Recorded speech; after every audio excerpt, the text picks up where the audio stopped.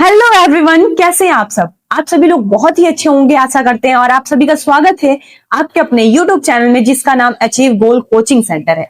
आज के इस लेक्चर में हम आपको क्या पढ़ाने वाले हैं, क्या बताने वाले हैं, आपको बोर्ड पर देखकर कुछ लोग को पता चल गया होगा, लेकिन अगर सभी की बात करें तो यहाँ पे सभी को पता नहीं चला होगा। क्यों?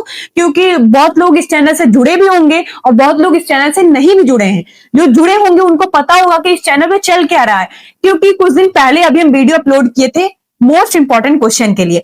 बायोलॉजी का most important question UP board के लिए अपलोड कर दिया गया था, जिसमें 15 क्वेश्चन बताए गए थे। 5 क्वेश्चन क्या हमारा शॉर्ट क्वेश्चन है और 10 क्वेश्चन जो है वो लॉन्ग क्वेश्चन है।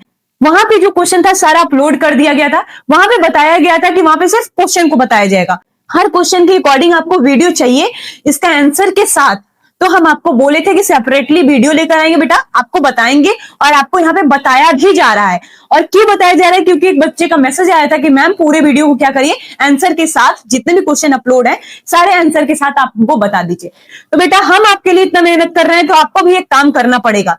आप चाहते हैं कि ये चैनल ग्रोथ करे, आप चाहते हैं कि ये चैनल ग्रोथ करे, तो आपको क्या करना पड़ेगा, इस वीडियो को बच्चों तक शेयर करना पड़ेगा ताकि उन्हें भी ये इंपॉर्टेंट क्वेश्चन मिले और इंपॉर्टेंट क्वेश्चन के साथ आंसर भी मिले। ठीक है, तो यहाँ पे आपको बताया जा रहा है हम बच्चों का कमेंट, यहाँ पे बच्चों की कमेंट के अकॉर्डिंग जितने भी क्वेश्चन हो रहे हैं, जितने भी क्वेश्चन उनके द्वारा पूछे जा रहे हैं हमसे, तो हम उनको क्या करेंगे, बताएंगे वीडियो के माध्यम से। लेकिन आपको भी यहाँ पे सपोर्ट करना पड़ेगा। इस चैनल को क्या करना पड़ेगा, सब्सक्राइब करना पड़ेगा। सब्सक्राइब करने के बाद बेल आइकन प्रेस भी करना पड़ेगा और जितने भी वीडियो डाले जा रहे हैं बच्चों तक शेयर करना पड़ेगा ताकि वो इस वीडियो को देखें और उनका फायदा हो। हम ये चाहते हैं, फायदा नहीं हो ये जो वीडियो अपलोड कर रहे हैं कोई मतलब नहीं बनता। ठीक है, तो आप क्या करिए, वीडियो को शेयर करिए। वीडियो को शेयर करने के बाद बच्चों को प्रॉफिट मिले, क्योंकि बोर्ड एग्जाम आने वाला है। सभी लोग क्या कर रहे हैं, इंपॉर्टेंट क्वेश्चन डाल रहे हैं, कुछ लोग बैच लॉन्च कर रहे हैं जिस कारण से क्या हो रहा है, उसमें कुछ पैसा पे करना पड़ रहा है। लेकिन ऐसा यहाँ पे कुछ नहीं है, आपके लिए सारा मुफ्त फ्री लाया जा रहा है। जो भी क्वेश्चन आपका डाउटफुल है, आपको नहीं समझ में आ रहा है, तो यहाँ पे क्या करिए, कमेंट करिए, हम आपको क्या करेंगे, बताएंगे। लेकिन अगर आप पिछला वीडियो नहीं देखें तो जाके देख के आइए। कैसे देखेंगे मैम? आपको इस वीडियो के डिस्क्रिप्शन में उसका लिंक मिल जाएगा, जाके देख लीजिए। तो चलिए सबसे पहले स्टार्ट करते हैं उस वीडियो के अकॉर्डिंग जो 5 शॉर्ट क्वेश्चन थे उसको यहाँ पे डिस्कस किया जाएगा। तो सबसे पहला क्वेश्चन उस वीडियो का क्या था? क्वेश्चन यहाँ पे दिख रहा है क्या हमारा, लार में कौन सा एंजाइम पाया जाता है और वह किसका पाचन करता है? ये क्वेश्चन था उस दिन। तो ये क्वेश्चन को यहाँ पे आंसर के साथ, विथ आंसर के साथ बताया जाएगा। ठीक है, तो चलिए आंसर देख लेते क्या है। आंसर क्या है बेटा, लार में मुख्य रूप से टाइलिन क्या है, लार में जो हमारा माउथ में जो सलाइवा बनता है ना, जो टेस्टी टेस्टी खाना देखते हो तो मुंह से पानी गिरने लगता है, वो है। ठीक है, लार में, यानी लार को हम इंग्लिश में क्या बोलते हैं, सलाइवा बोलते हैं। मुख्य रूप से उसमें कौन सा जो एंजाइम है वो कौन सा बनता है, तो बोलोगे टाइलिन। टाइलिन नामक एंजाइम पाया जाता है। कौन सा बेटा, टाइलिन नामक एंजाइम पाया जाता है, जिसे हम किस नाम से जानते हैं, सेलेब्री अमाइलेज के नाम से भी जानते हैं। जो टाइलिन है उसे किस नाम से जानते हैं, सेलेब्री अमाइलेज के भी नाम से जानते हैं। ठीक है, तो ये लिखकर तुम्हें आना है। फिर उसके बाद क्या पूछा है, और वह किसका पाचन करता है, तो इसका कार्य भी तुम लिखकर आ जाना, किसका पाचन करता है। जिस तरह हम लिखे बोर्ड में उसी तरह बेटा लिखकर। 2 नंबर जो है वो फिक्स है, तुम्हारा 2 नंबर कटने लायक रहेगा ही नहीं, तुम्हारा पूरा 2 का 2 पूरा मार्क्स आ जाएगा तुम्हारे बोर्ड एग्जाम में। ठीक है, तो इस तरह कार्य यानी फंक्शन हेडिंग डालोगे, लिखोगे क्या, टाइलिन स्टार्च के पाचन की शुरुआत करता है। कहां करता है, हमारे माउथ में। ठीक है, ये चीज समझना, तुम्हें समझना है। ठीक है, क्योंकि माउथ में ही हमारे क्या बनता है, लार बनता है, जिसमें से कौन सा एंजाइम निकलता है, हमारा टाइलिन। टाइलिन स्टार्च का पाचन करता है, पाचन का शुरुआत करता है और उसे माल्टोज में तोड़ देता है, माल्टोज में तोड़ देता है। अब ये जो टाइलिन स्टार्च जो है, स्टार्च क्या हमारा कार्बोहाइड्रेट। ठीक है, हमारे माउथ में जो स्टार्च कार्बोहाइड्रेट आए हैं उसका ब्रेक डाउन हमारा सेलेब्री अमाइलेज जो टाइलिन था वो करता है। ब्रेक डाउन करने के बाद उसको तोड़ देता है, किसमें तोड़ देता है, माल्टोज में तोड़ देता है। अब ये माल्टोज क्या, देखो यहाँ पे लिखा हुआ है, दिख रहा है कि नहीं बेटा, माल्टोज। अब ये माल्टोज है क्या, सभी पे क्वेश्चन मार्क लगाया करो। कुछ भी अगर क्वेश्चन पूछा भी जाता है, बताया भी जाता है, अगर कुछ भी कर रहे हो, तुम्हारे टीचर भी है तुमसे पूछ रहे हैं, तो वाई क्वेश्चन मार्क लगाओ। क्वेश्चन मार्क लगाओगे तो सारे कॉन्सेप्ट तुम्हारे धीरे धीरे क्लियर होते जाएंगे। तो ये माल्टोज है क्या, माल्टोज देखो 2 अल्फा ग्लूकोज को मिलाकर हमारे क्या बनते हैं, माल्टोज बनते हैं। अब ये 2 अल्फा ग्लूकोज क्या है, सब पे क्वेश्चन मार्क लगाते जाओ। ग्लूकोज जो होता है, ग्लूकोज तो जानते होंगे, इतना मैं तुमसे एक्सेप्टेशन कर सकती हूँ, ग्लूकोज तुम जानते हो। ग्लूकोज का अल्फा स्ट्रक्चर एक स्ट्रक्चर होता है, बस इतना जानो। ग्लूकोज का दो स्ट्रक्चर मिलाकर हमारा क्या बनता है, माल्टोज बनता है। अब माल्टोज यानी 2 ग्लूकोज के बीच में, ये भी एक ओरली हम तरीके से तुम्हें बता रहे हैं, अल्फा अल्फा ग्लूकोज के बीच में जो बॉन्ड बनता है उसे बोलते हैं ग्लाइकोसिडिक लिंकेज बोलते हैं। क्या बोलते हैं, ग्लाइकोसिडिक लिंकेज। याद रखना है, नहीं रखना है, बस ओरल सुन लो क्या है, ठीक है, बस वो बताया जा रहा है, ठीक है। माल्टोज ये समझ में आ गया, ओके।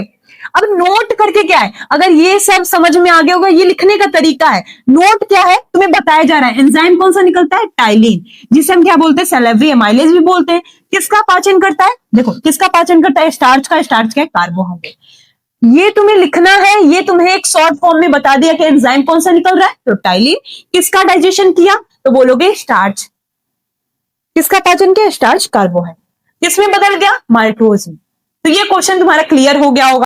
कैसे लिखना है वो भी हम आपको बता दिए, बोर्ड के एग्जाम के रिगार्डिंग बोल रहे हैं, ठीक है। कैसे लिखना है आपको ये भी पता चल गया होगा। अब हम चलते हैं अपने सेकंड क्वेश्चन पे, जो कि इंपॉर्टेंट क्वेश्चन के रिगार्डिंग जो उस वीडियो में था। उसका सेकंड क्वेश्चन क्या था, पुनरुद्ध भवन। पुनरुद्ध भवन था, ठीक है। पुनरुद्ध भवन के बारे में अब हम यहाँ पे क्या करेंगे, डिस्कस करेंगे। तो इसे बेटा जल्दी से स्क्रीनशॉट ले लो। अगर स्क्रीनशॉट नहीं लेना है तो आप क्या करिए, नोट डाउन करिए, क्योंकि बेटा अभी पेपर चलने वाला है, तुम्हारा पेपर आने वाला, कुछ दिन ही बचा हुआ है, ठीक है। दिसंबर तो गया, ठीक है, दिसंबर गया, इसका तो हटा ही दो। बचा क्या, जनवरी। जनवरी में तुम्हारा ये सब प्रैक्टिकल, ये सब जो भी है होता रहेगा। इसी में तुम्हें पढ़ना भी है, इसी में सब कुछ करना है। तुम्हारे पास टोटल 1 महीना बचा हुआ है। फालतू के काम जितने भी हैं सब छोड़ दो, आ जाओ अपने पढ़ाई पे जुट जाओ और मेरे साथ इस चैनल पे बने रहो। जितना भी क्वेश्चन है दिया जाए पढ़ते रहो, और पढ़ो, एग्जाम निकालो। और एग्जाम निकलने के बाद आओगे, बताओगे मुझे कि मैम इतना परसेंटेज आया। तुम्हारे पेरेंट्स को भी हैप्पीनेस फील होगा और मुझे भी, कि हमारे द्वारा बताया गया क्वेश्चन आपके पेपर में आ रहा है और बच्चे पढ़े और उनका पेपर क्लियर हो गया और अच्छा परसेंटेज से, ठीक है, अच्छे परसेंटेज से वो पास हो गए। तो इससे मुझे बहुत खुशी मिलेगा, ठीक है। तो बेटा ये क्वेश्चन अपने कॉपी में अपने सुंदर सुंदर हाथों से क्या करो, लिख। तो चलो अब हम चलते हैं अपने नेक्स्ट क्वेश्चन पे, तो इसे नोट डाउन कर लो। अब देखो हम सेकंड क्वेश्चन देख लेते हैं, ये हमारा सेकंड क्वेश्चन है क्या। तो सेकंड क्वेश्चन हमारा, पुनरुद्ध भवन किसे कहते हैं, कोई 2 उदाहरण सहित समझाइए या दीजिए। ये क्वेश्चन लिखा हुआ है, यानी कि पुनरुद्ध भवन जिसे इंग्लिश में बोलते हैं रीजनरेशन।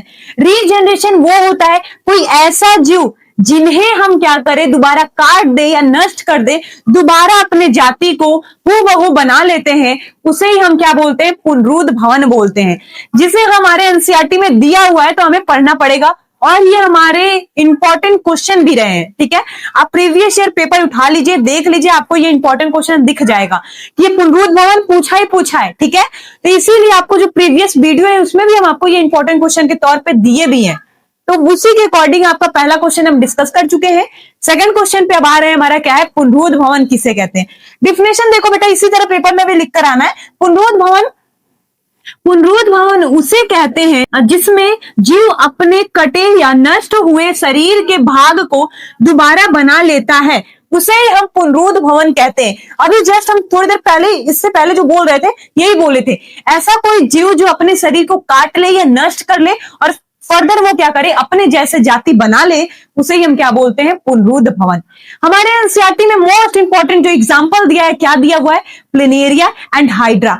यही दोनों एग्जांपल, 2 एग्जांपल पूछता ही है, तो यही दोनों एग्जांपल वहां पे तुम्हें गिव अवे कर देना है, दे देना है, ठीक है। कौन कौन सा, प्लेनेरिया एंड हाइड्रा। लेकिन अगर हम पुनरुद्ध भवन के केस में बात करें तो बहुत सारे एग्जांपल हो जाएंगे, जैसे हमारे स्टार फिश भी हो जाएंगे। स्टार फिश भी क्या, उसके आर्म को कट कर दो तो वो फर्दर क्या कर लेगा, अपने आर्म को ग्रो करा लेता है। तो उनके पास भी रीजनरेशन यानी पुनरुद्ध भवन का पावर होता है। तो वो भी ऐसे जीव हैं जो पुनरुद्ध भवन कर सकता है। जैसे छिपकली के पूंछ में भी देख लो, अपने पूंछ को क्या करते हैं, कट करके गिरा देते हैं, फर्दर वो उनका पूंछ आ जाता है। तो ये भी रीजनरेशन का पावर है। लेकिन हमारे एनसीईआरटी में क्या पूछा है, एनसीईआरटी में कौन सा एग्जांपल है पुनरुद्ध भवन का, उसको वहां पे डिस्कस करेंगे। तो ये दोनों एग्जांपल है, तो हम यहाँ पे आपको एग्जांपल के सहित बता दिए। तो ये क्वेश्चन भी हमारा होता है कंप्लीट। अब हम चलते हैं अपने थर्ड क्वेश्चन पे। अब हमारा थर्ड क्वेश्चन है क्या था, चलो देखते हैं थर्ड क्वेश्चन है क्या। तो इसे जल्दी से नोट डाउन कर लो बेटा। ठंड का मौसम चल रहा है तो आपको क्या करना है, बचकर पढ़ाई करना है, ठीक है, बचकर पढ़ाई करना है। बचकर मतलब आपको ठंडी से बचना है तो आपको स्वेटर जितना भी है सब कुछ पहन कर रहो। ऐसा नहीं है कि अब पढ़ना ना पढ़े, ठंड का दिन आ गया तो पढ़े ही ना। और ठंड के टाइम पे ही हमारा बोर्ड एग्जाम आता है। जो भी एग्जाम हो देखना ठंड के टाइम ही आने वाला है, ठीक है। तो यानी कि ठंड के टाइम बच के रहो, अच्छे से रहो और अपने हेल्थ का ध्यान दो और क्या करो, पढ़ाई करो मजे में, ठीक है। एकदम अच्छे तरीके से पढ़ाई करो कि हमें बोर्ड एग्जाम को क्लियर कर देना है। क्लियर मीन्स अच्छा परसेंटेज से पास होना है। तो ठंड तो बहुत है, आपके लिए हम मेहनत कर रहे हैं, आपको भी मेहनत करना पड़ेगा, ठीक है। तो अब हमारा तीसरा क्वेश्चन क्या है, स्वपोषी पोषण एवं विषम पोषी पोषण में उदाहरण सहित बताइए या विभेद कीजिए। यानी कि स्वपोषी पोषण क्या होता है और विषम पोषी पोषण क्या होता है। अब स्वपोषी पोषण को हम इंग्लिश में बोलते हैं ऑटोट्रॉपिक न्यूट्रिशन। क्या बोलते हैं बेटा, ऑटोट्रॉपिक न्यूट्रिशन बोलते हैं। अब ये ऑटोट्रॉपिक हम यहाँ पे लिख देते हैं, चलो, ऑटोट्रॉपिक न्यूट्रिशन। यानी कि ऑटो मतलब होता है सेल्फ, मतलब कि ऐसे जीव जो यहाँ पे क्या करते हैं, खुद से खाना बनाते हैं, उसे हम बोलते हैं ऑटोट्रॉपिक न्यूट्रिशन। क्या है, ऐसे जीव जो अपना खुद से खाना बनाते हैं, कार्बन डाइऑक्साइड की उपस्थिति में, सूर्य के प्रकाश में और जल की उपस्थिति में जो अपना भोजन बनाता है, उसे ही हम बोलते हैं स्वपोषी पोषण। एग्जाम्पल क्या है दिख रहा होगा, डिफिनेशन भी एक बार हम पढ़ ही लेते हैं। स्वपोषी पोषण किसे कहते हैं, जिस पोषण में जीव कार्बन डाइऑक्साइड किसका यूज करते हैं, कार्बन डाइऑक्साइड का यूज करते हैं, जल का और सूर्य के प्रकाश की सहायता से जो अपना भोजन खुद बनाता है, खुद आया ना, यानी ऑटो मतलब सेल्फ, यानी जो खुद से खाना बनाता है, ये सब की उपस्थिति से वही हमारा क्या कहलाता है, स्वपोषी पोषण कहलाता है। एग्जाम्पल बेटा देखो क्या है, एग्जाम्पल हमारा शैवाल है जिसे हम एल्गी भी बोलते हैं, और हरे पेड़ पौधे, जितने भी हरे पेड़ पौधे होंगे हमारे, ट्री, प्लांट्स और ग्रास जितने भी हैं, सब क्या करते हैं, हमारे स्वपोषी पोषण यानी ऑटोट्रॉपिक न्यूट्रिशन करते हैं। बेटा ये समझ में आ गया होगा कि ऑटोट्रॉपिक न्यूट्रिशन किसे कहते हैं। तो अब हम चलते हैं विषम पोषी पोषण पे। अब विषम पोषी पोषण को इंग्लिश में क्या बोलते हैं, तो हेट्रोट्रॉपिक न्यूट्रिशन कहते हैं। यहां लिख देते हैं,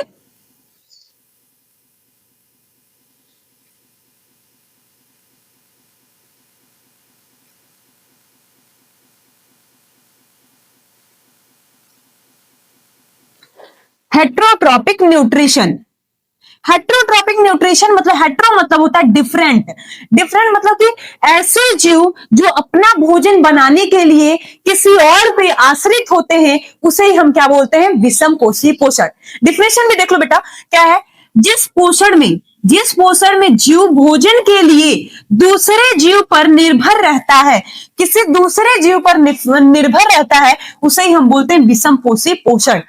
लाइक एग्जाम्पल में देख ले तो मानो हम लोग क्या है, दूसरे पर निर्भर है। हमारा प्लांट क्या करता है, फोटोसिंथेसिस करता है, जितने भी धान, गेहूं, बैंगन वैंगन जो भी है, वो क्या करते हैं, खुद से प्रिपेयर करते हैं, अपना फूड बनाते हैं, खाते हैं, और उनसे क्या करते हैं, हम ले लेते हैं। लेने के बाद हमारा किसान बेच दिया दुकानदार को, वहां से क्या कि हम खरीदे, फिर बनाए, फिर खाएं।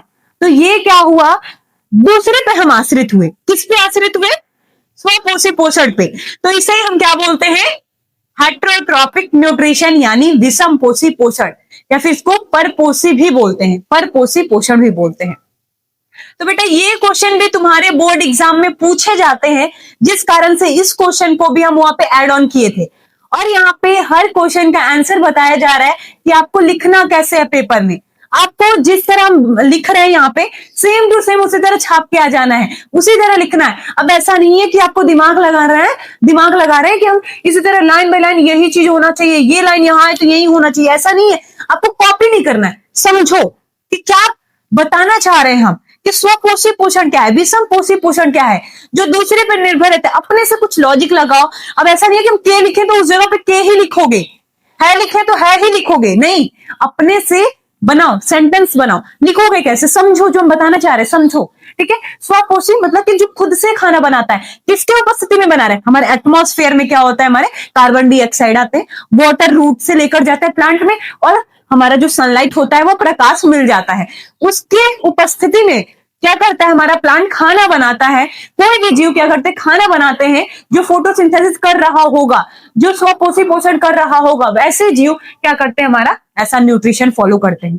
तो ऐसे लिख कर आना है, समझो बेटा। ऐसा नहीं है कि हम लाइन बाय लाइन जो लिख रहे हैं वो उस तरह लिखना है। आपको ये सेंटेंस फॉलो करना, ये स्टेप फॉलो करना है कि स्वपोषण है तो हमें ये लिखना है, फिर एग्जाम्पल लिखना है, फिर उसके बाद अगला हेडिंग डाल के फिर उसी तरह करना है, फिर एग्जाम्पल लिखना है। ऐसे रूल फॉलो करो, ठीक है। तो चलिए हम चलते हैं अपने नेक्स्ट क्वेश्चन में। अपने हाथों से इसे अपने कॉपी में क्या करो? नोट डाउन कर लो। अब देखो बेटा, हम समझ लेते हैं ये खाद्य श्रृंखला और खाद्य जाल क्या होता है और उदाहरण सही समझाना है। हमारा शॉर्ट क्वेश्चन का ये चौथा क्वेश्चन है और चौथे क्वेश्चन में हमें लिखना कैसे, ये चीज यहाँ पे प्रॉपर आपको बताया जाएगा। कैसे बोर्ड के पेपर में लिख कर आना है ये भी आपको बताया जा रहा है। यहाँ पे एकदम पॉइंट वाइज आपको लिखना है, ठीक है। कैसे आपको पहले हेडिंग डालना है, एग्जाम्पल लिखना है, क्या क्या करना है, सब आपको यहाँ पे बताया जा रहा है, ठीक है। तो सबसे पहले क्वेश्चन बेटा देख लो। खाद्य श्रृंखला, खाद्य श्रृंखला को हम इंग्लिश में बोलते हैं फूड चैन। खाद्य श्रृंखला एवं खाद्य जाल से क्या समझते हैं? उदाहरण सहित समझाइए। तो सबसे पहला हमारा रहेगा कि खाद्य जाल क्या होता है। तो सबसे पहले बेटा खाद्य जाल यानी कि हम इसको क्या बोलते हैं? Food chain. फूड चैन, ठीक है, यानी भोजन का एक श्रृंखला है। क्या श्रृंखला है? इसमें हम आपको उस दिन भी बताए थे, जो आपको क्वेश्चन जब बता रहे थे तब भी हम आपको बताए थे, आज भी हम बता रहे हैं डिफिनेशन के साथ। तो सबसे पहले एक जीव दूसरे जीव पर आश्रित होते हैं, किसके लिए? ऊर्जा के लिए, भोजन के लिए, उसे हम क्या बोलते हैं? Food chain. और कैसे? सिक्वेंसली, एक क्रमबद्ध में, एक लीनियर सीक्वेंस में चलता है, उसे ही हम बोलते हैं फूड चैन बोलते हैं। तो डेफिनेशन देखो, जीवों के बीच भोजन और ऊर्जा का स्थानांतरण की सीधी क्रमबद्ध, मतलब एक सीधी रेखा चलता है, उसे ही बोलते हम खाद्य श्रृंखला। खाद्य श्रृंखला मीन्स फूड चैन। एक जीव जो होता है दूसरे जीव पर आश्रित होता है ऊर्जा के लिए, भोजन के लिए, एक क्रमबद्ध में, सीधी रेखा में, सीधी क्रमबद्ध में, उसे ही हम बोलते हैं फूड चैन। एग्जाम्पल बेटा क्या है? देखो, जो घास होगा, घास को कौन खाता है? हिरन खाएगा। एक प्रॉपरली तुम्हें एक एग्जांपल देकर बता रहे हैं। ये फॉरेस्ट के केस में बहुत सारा फूड चैन होता है। एक फूड चैन हमारा एक्वाटिक वाला भी होता है, जो जलीय वाला हो सकता है, लैंड वाला हो सकता है, भूमि वाला हो सकता है, फॉरेस्ट वाला हो सकता है। तो हम एक ओवरऑल हम तुम्हें बता रहे हैं कि कैसे कैसे हो सकता है फॉरेस्ट के केस में। देखो यहाँ पे जो घास होगा या फिर कोई भी प्लांट होंगे, उन्हें वहां पे कौन खाएगा? डियर खा लेगी, हिरन खा लेगी, ठीक है। ये हमारा क्या है? ग्रास। ग्रास, ये हमारी डियर। डियर को कौन खाएगा? लॉयन खा ले। क्या एक लीनियर है कि नहीं? ऐसा है कि कोई बीच में आके इसको खा लिया हो? ऐसा कुछ नहीं है। एक लीनियर सीरीज में चला, एक लाइन चला, इसे ही हम बोलते हैं खाद्य श्रृंखला। घास को कौन खाएगा? हिरन। हिरन को कौन खा लेगा? शेर। तो ये एक लीनियर सीरीज में चला। लीनियर सीरीज यानी एक सीधी रेखा में चला, एक सीधी क्रमबद्ध में चला, जिसमें कि ऊर्जा का ट्रांसफर हुआ, फूड का ट्रांसफर हुआ नेक्स्ट ऑर्गेनिज्म में। तो इसे ही हम बोलते हैं क्या? Food chain. देखो यहाँ पे हिंदी में एक नोट करने का भी पॉइंट लिखा हुआ है, घास को हिरन खाता है और हिरन को कौन खा लेता है? शेर खा लेता है। तो बेटा इसी तरह पूरा प्रॉपर तुम्हें पेपर में लिखकर आना है। अब हम आते हैं कि हमारा खाद्य जाल क्या होता है। जाल मीन समझ में आ गया होगा कि एक नेटवर्क होगा, किसी का नेटवर्क होगा, कोई ऐसा नेटवर्क जिसको सब खा रहे हो, ऐसे हो, ठीक है। तो ये हमारा खाद्य जाल होता है। तो इसका भी डिफिनेशन देख लो क्या होगा। जब एक से अधिक खाद्य श्रृंखला आपस में जुड़कर, इतना ये जो खाद्य श्रृंखला दिख रहा है ना, ये आपस में ढेर सारे खाद्य श्रृंखला जुड़ जाते हैं, तो हमारा निर्माण होता है किसका? खाद्य जाल का। किसका बेटा? खाद्य जाल का निर्माण होता है। डिफिनेशन भी प्रॉपर यही लिखा हुआ है, पढ़ के देख लो। जब एक से अधिक खाद्य श्रृंखला आपस में जुड़कर एक जटिल नेटवर्क बनाती है, एक जटिल मतलब एक बॉल लाइक स्ट्रक्चर जो एक नेटवर्क बना लेता है, उसे ही हम बोलते हैं क्या? खाद्य जाल बोलते हैं, ठीक है। एग्जाम्पल इसका भी देख लो। एग्जाम्पल क्या है? देखो, घास को यहाँ पे हिरन भी खा सकता है और घास को खरगोश भी खा सकता है। देखो, यानी दो ऑर्गेनिज्म है, दो इंडिविजुअल जो है वो दोनों इस पे डिपेंड है, खा रहे हैं इसको। तो यानी कि ये क्या हो सकता है? हमारे खाद्य जाल, एक से अधिक खाद्य श्रृंखला मिलके क्या बनाते हैं? हमारे खाद्य जाल बनाते हैं। अब ये देखो, इसको शेर भी खा सकता है, लोमड़ी भी खा सकती है। ये रहा। नोट करने वाला पॉइंट क्या है? हिरन और खरगोश दोनों को कौन खाता है? शेर खा लेता है। तो ये हमारा क्या हुआ? खाद्य जाल। खाद्य जाल को इंग्लिश में क्या बोलते हैं मैम? फूड वेव बोलते हैं। लिख लो, क्या है? Food web. फूड वेव बोलते हैं। तो ये हमारा क्या हुआ, फूड वेव। खाद्य जाल और खाद्य श्रृंखला दोनों में तुम्हें डिफरेंस समझ में आ गया, दोनों क्या है, कैसे लिखना है पेपर में, वो भी तुम्हें हम बता चुके हैं। इसी तरह पूरा प्रॉपर पेपर में लिख कर आना है। जल्दी से क्या करो, इसे नोट डाउन कर लो। अब हम चलते हैं अपने शॉर्ट क्वेश्चन के लास्ट वाले क्वेश्चन पे। क्या था हमारा, क्या था बताओ, याद होगा ना, दो तंत्रिकाओं के बीच जो रसायन निकलते हैं, ऐसा कुछ क्वेश्चन था। चलो उस क्वेश्चन पे चलते हैं। इस क्वेश्चन को क्या करो, जल्दी से नोट डाउन कर लो अपनी कॉपी में। बेटा अब देखो हम लास्ट क्वेश्चन पे आ चुके हैं। लास्ट क्वेश्चन हमारा क्या है, दो तंत्रिकाओं के बीच में जो रसायन निकलता है उस रसायन का नाम क्या है। उस रसायन का नाम तो सभी को पता होगा, क्योंकि हम जो पिछला वीडियो अपलोड किए थे उसमें हम बता चुके थे उस केमिकल का नाम। लेकिन हम यहाँ पे तंत्रिका तंत्र को बनाएंगे, जो हमारा नर्वस सिस्टम है, नर्वस सिस्टम को यहाँ पे हम बनाएंगे कि कैसे हमारा दो तंत्रिका जुड़ा होता है। बहुत सारे बच्चों को तो ये भी कंफ्यूजन होगा कि तंत्रिका तंत्र अगर हेड वाला पोजीशन है तो दोनों हेड वाले पोजीशन से ही जुड़े होंगे। नहीं, ऐसा कभी नहीं होता। एक तंत्रिका तंत्र जो हमारा पूरा प्रॉपर एक तंत्रिका तंत्र होगा, उसका इंड वाला पार्ट से हमारा हेड वाला पार्ट ज्वाइंट होता है, और उस ज्वाइंट में होने में भी एक छोटा सा गैप होता है उसके बीच में। तो हम चलो उस बना देते हैं उस डायग्राम को, ठीक है। तो हम डायग्राम बनाते हैं, थोड़ा रफली बनाएंगे, जल्दी जल्दी बनाना है मुझे, आप लोग समझिएगा, ठीक है।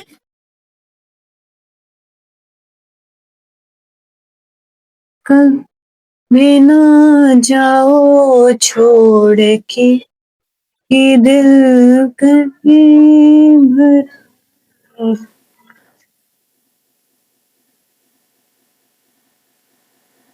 किसको किसको तंत्रिका तंत्र बनाने आता है भाई, बताओ, जल्दी बता दो, हैंड्स अप करो, करो करो, सबको देख रहे हैं हम, कर दिए, ठीक है।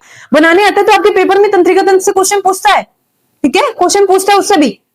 देखो ये हमारा रहा तंत्रिका तंत्र, तो ऐसे बना देना, ऐसे ना जाओ छोड़ के। देखो ऐसे क्या करोगे, डायग्राम बनाओगे। ऐसे हमारा एक नर्वस सिस्टम बना, दूसरा नर्वस सिस्टम भी भाई ऐसे ही स्टार्ट करो, बना दो, दूसरा भी ऐसे ही बनेगा।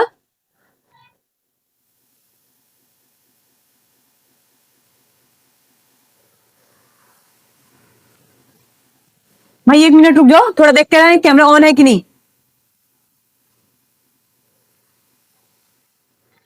ऑन है, ऑन है, एकदम क्लियर दिख रहा है, दिख रहा है ना एकदम क्लियर, ठीक है।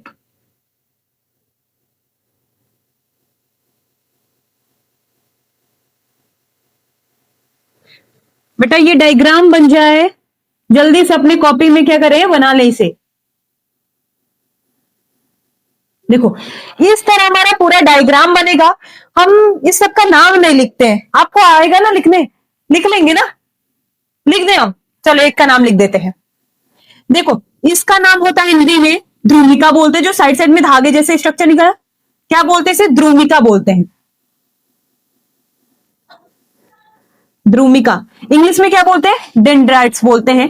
फिर इसे क्या बोलते हैं, एक्सॉन, जिसे तंत्रिका कक्ष बोलते हैं, तंत्रिकाक्ष बोलते हैं, ठीक है, जिसे इंग्लिश में एक्सॉन भी बोलते हैं। ओके, इसे क्या बोलते हैं, nerve ending, nerve ending. Neuron का अंतिम सिरा हमारा नर्व एंडिंग कहलाता है। यही सेम यहां पे भी नाम रहेगा।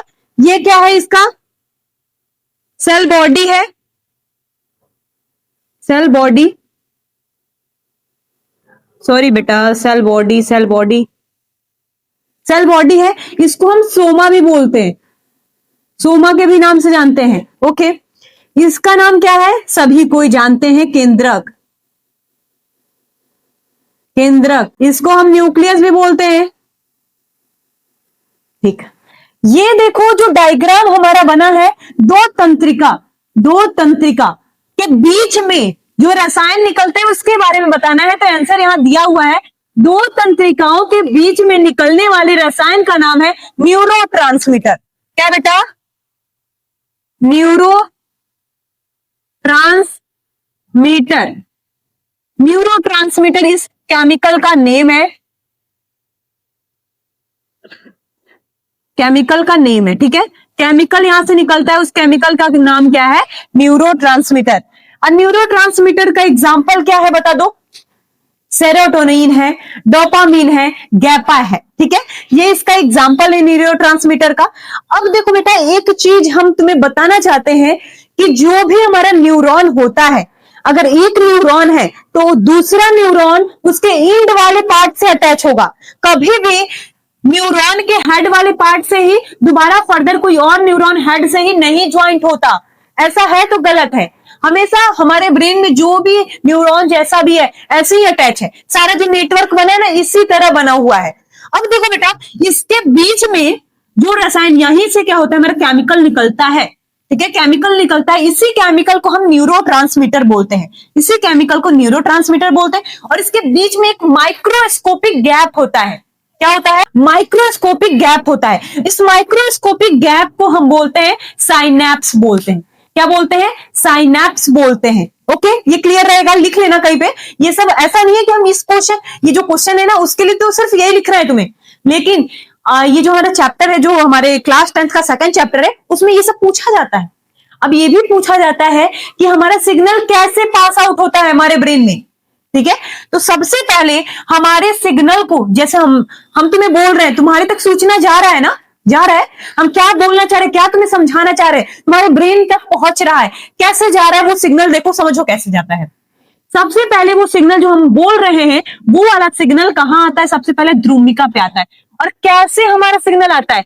इलेक्ट्रिक, यानी विद्युत के रूप में आता है। इलेक्ट्रिक करंट के रूप में हमारा सिग्नल पास आउट होता है।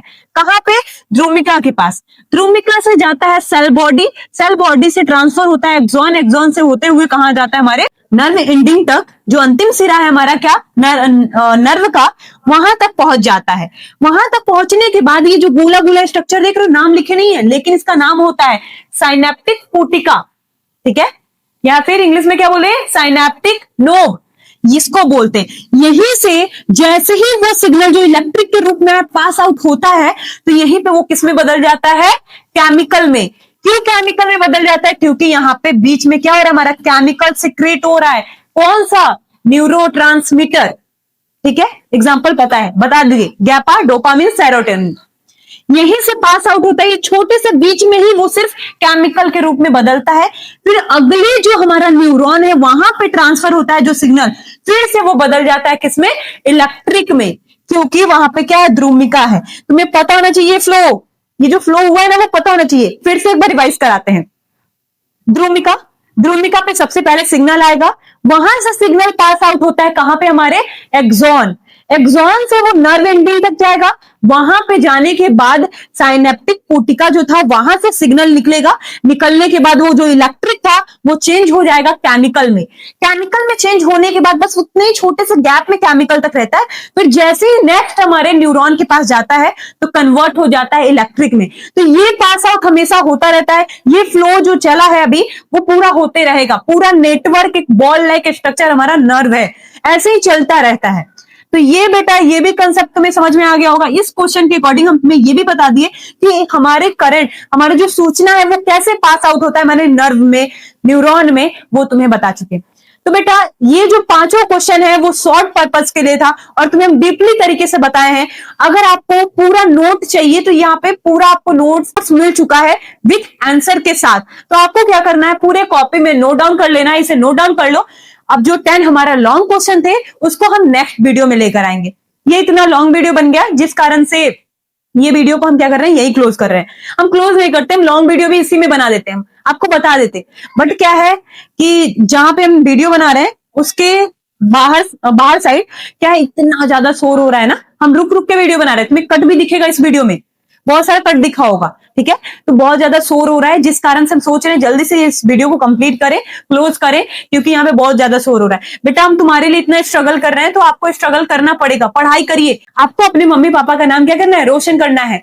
अच्छे से परसेंटेज लाइए, अच्छे से पढ़ाई करिए, और जितना भी क्वेश्चन की रिक्वायरमेंट हो, कोई भी क्वेश्चन नहीं समझ में आए, डायरेक्ट क्या करिए, वीडियो पे कमेंट करिए। कोई भी अगर वीडियो पे कमेंट करते हैं तो आपका कमेंट हम रीड करेंगे, पढ़ेंगे और आपके क्वेश्चन का जवाब देंगे। हम जवाब देंगे मतलब हम वीडियो बनाकर लेकर आएंगे, आपको वीडियो के माध्यम से जवाब दिया जाएगा। आपको इंटरकनेक्ट तो हम कराएंगे ना। ठीक है, अगर हम जवाब वहीं पे देंगे तो समझ में नहीं आने वाला, हम वीडियो के माध्यम से आपको समझाने वाले हैं। तो बेटा मेहनत कर रहे हैं तो अभी मेहनत करिए। आपको क्या करना है, चैनल को सब्सक्राइब करना है, इस वीडियो को और बच्चों तक शेयर करना है ताकि वो भी अच्छे तरीके से पढ़ पाए और जितने क्वेश्चन बताए गए हैं वो सारे बच्चे क्या करें, किस तरह से लिखना है बोर्ड एग्जाम में वो भी समझ चुके होंगे। और उसी तरह वीडियो सेंड करिए दूसरे बच्चों तक ताकि उन्हें भी पता चल जाए कि हमें लिखना कैसे है। ठीक है, तो इतना ज्यादा हम तुम्हें मोटिवेट भी कर चुके हैं बेटा, हम बार बार बोलते हैं, हर वीडियो में हम आकर बोलते हैं कि तुम्हें मेहनत करना है, बोर्ड एग्जाम आ चुका है, मात्र 1 महीना 1.5 महीना बचा हुआ है। ठीक है, तो बेटा इस वीडियो को यही क्लोज करते हैं। आपको क्या करना है, चैनल को सब्सक्राइब करके बेल आइकन को प्रेस करना है। बार बार बोलते हैं बेल आइकन को प्रेस क्यों करना है, ताकि नोटिफिकेशन आप तक पहुंच पाए। हम लाइव कोई वीडियो नहीं बना रहे, लाइव कोई वीडियो आपको नहीं दे रहे हैं, तो आपको नोटिफिकेशन मिलना तो चाहिए। ठीक है, मिलना चाहिए, तो इसलिए आपको कह रहे हैं बेल आइकन को प्रेस कर दीजिए ताकि जितने भी नोटिफिकेशन है सबसे पहले आप तक पहुंचे। तो ओके स्टूडेंट बाय, मिलते हैं आपको नेक्स्ट वीडियो के साथ, लॉन्ग क्वेश्चन के साथ मिलते हैं। ठीक है, ओके स्टूडेंट बाय।